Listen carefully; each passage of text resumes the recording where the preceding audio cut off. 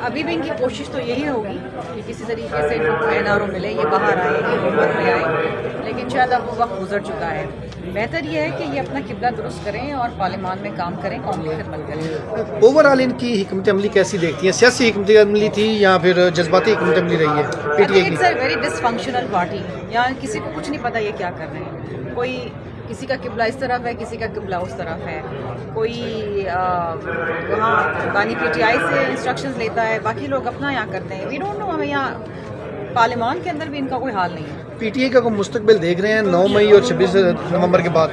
دیکھیے، اگر آپ ملک دشمن بن جائیں اور اگر آپ اپنی مسلح افواج کے خلاف کھڑے ہو جائیں تو پھر تو کوئی فیوچر نہیں ہوتا۔ ملک کی سالمیت کے اوپر کوئی کمپرومائز نہیں ہے۔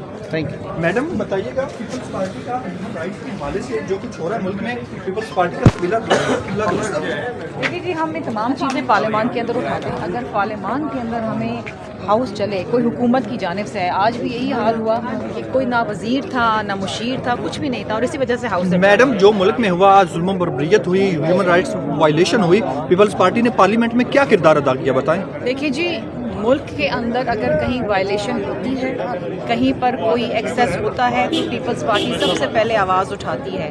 لیکن اگر کوئی مفروضوں پہ بات ہو رہی ہے، اگر غلط بیانی ہو رہی ہے تو اس کی تحقیقات ہونی چاہیے۔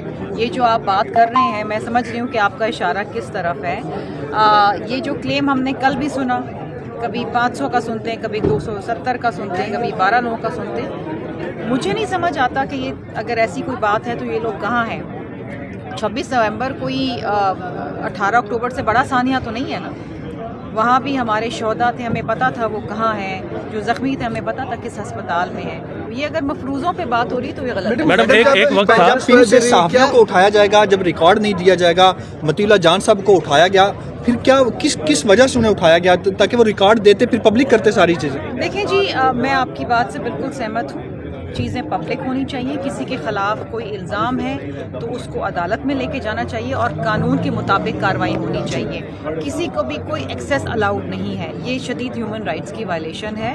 اور پاکستان میں رہنے والا ہر شہری، اس کا ایک حق ہے، اس کو رائٹ ٹو ٹرائل ہے، اور اس کی جان و مال کی حفاظت کرنا ریاست کا کام ہے۔ میڈم ایک وقت میں حبیب جالب پر غداری کے بھی فتوے لگتے رہے ہیں، لیکن اب افکار علوی، ان کا کل سے بیان حلفی ایک سامنے آ رہا ہے، سوشل میڈیا کی زینت بنا ہوا ہے، تو شعر و شاعری پر بھی اب پابندی ہے؟ یہ میں نے بھی کل دیکھا ہے، مجھے بھی بڑی حیرانگی ہوئی کہ اب وہ کہتے ہیں کہ جی اب میں صرف اچھی شاعری کروں گا۔ دیکھیں، آزادی کا مطلب ہرگز یہ نہیں ہے کہ آپ کسی اور کی رائٹ کے اوپر غضب ہو جائیں، لیکن شاعر، دانشور، ان کی اپنی ایک سوچ ہوتی ہے اور اس سوچ کو بند کر دینا، کلب کر، ہاں اگر وہ عوام دشمن ہے، ملک دشمن ہے، وہ الاؤڈ نہیں ہے، وہ نہیں ہونا چاہیے۔